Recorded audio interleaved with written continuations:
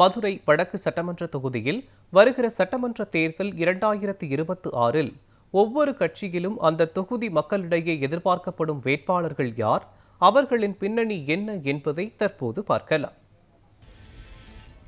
திராவிட முன்னேற்றக் கழகம் சார்பாக மாநகர் மாவட்ட செயலாளர் கோ. தளபதி வேட்பாளராக போட்டியிட வாய்ப்பிருப்பதாக கூறப்படுகிறது. மதுரை மாநகர் மாவட்ட திமுகவின் மாணவரணி அமைப்பாளராக உள்ள திமுக எம்எல்ஏ கோ. தளபதியின் மகனான துரை கோபால்சாமி, அதேபோல் மதுரை மாநகர் மாவட்ட திமுகவின் இளைஞரணி அமைப்பாளரான ஏ.எம். சவுந்தர் இவர்களில் ஒருவருக்கு வாய்ப்பு வழங்கப்படுவதாக அவர்களது ஆதரவாளர்கள் கூறி வருகின்றனர். அண்ணா திராவிட முன்னேற்றக் கழகம் சார்பில் அதிமுக மாநில மருத்துவ அணி இணை செயலாளர் டாக்டர் ப. சரவணன் வேட்பாளராக அறிவிக்கப்பட வாய்ப்பிருப்பதாக கூறப்படுகிறது.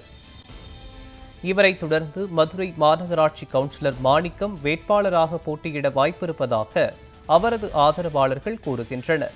இவர் அதிமுக பகுதி செயலாளர், தகவல் தொழில்நுட்ப பிரிவின் மண்டல செயலாளர் உள்ளிட்ட பொறுப்புகளில் இருந்து வருகிறார். பாரதிய ஜனதா கட்சியில் மாநில பொதுச் செயலாளராக உள்ள பேராசிரியர் ராம சீனிவாசன், மதுரை மாநகர மாவட்ட தலைவராக உள்ள சி.எம். மாரி சக்கரவர்த்தி ஆகியோரில் ஒருவர் வேட்பாளராக அறிவிக்கப்பட வாய்ப்பிருப்பதாக கூறப்படுகிறது. காங்கிரஸ் கட்சியில் மதுரை வடக்கு மாவட்ட காங்கிரஸ் கட்சியின் தலைவராக உள்ள ரவிச்சந்திரன், மதுரை மாநகர காங்கிரஸ் கமிட்டியின் சிறுபான்மை பிரிவு தலைவராக உள்ள அப்துல் மாலிக் ஆகியோரில் ஒருவர் வேட்பாளராக கட்சி அறிவிக்கும் என்று அப்பகுதி காங்கிரஸ் கட்சியினர் எதிர்பார்க்கின்றனர். தமிழக வெற்றி கழகம் சார்பில் தற்போது தமிழக வெற்றி கழகத்தின் மதுரை மாநகர் வடக்கு மாவட்ட செயலாளராக உள்ள விஜய் அன்பன் கல்லானை வேட்பாளராக அறிவிக்கப்பட வாய்ப்பிருப்பதாக கூறப்படுகிறது.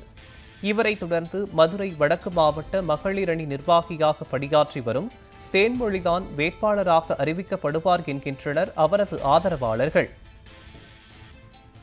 நாம் தமிழர் கட்சியை பொறுத்தவரை மாநில நிர்வாக குழு ஒருங்கிணைப்பாளராக உள்ள வி. திருநாவுக்கரசுவை அக்கட்சி ஏற்கனவே வேட்பாளராக அறிவித்துள்ளது குறிப்பிடத்தக்கது.